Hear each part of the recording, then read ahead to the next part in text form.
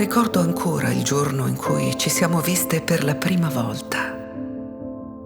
Eravamo l'ennesima generazione nata nel silenzio delle colline, dove anche il tempo impara ad aspettare.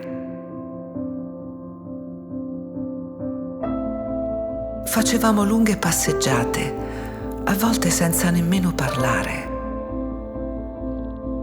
Non avevamo nulla da dirci, o forse non sapevamo ancora cosa ci stessimo nascondendo.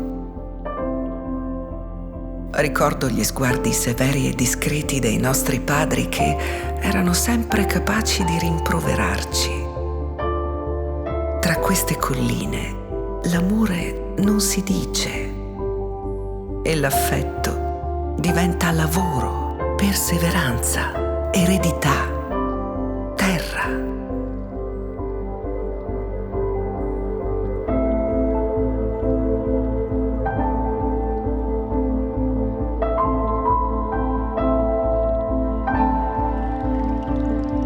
C'era un destino alla fine dei nostri incontri.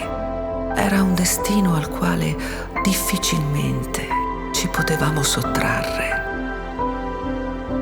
E così siamo cresciute, imparando a nascondere le parole che accompagnavano le nostre passeggiate. Giorno dopo giorno abbiamo arricchito la nostra anima, la sua profondità e i suoi vuoti. Anche il tempo da noi può imparare. Basta aspettare, diceva mio padre.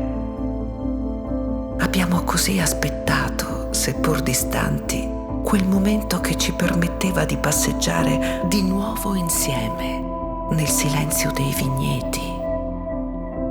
Abbiamo un luogo qui dove trovano rifugio le anime di coloro che si cercano.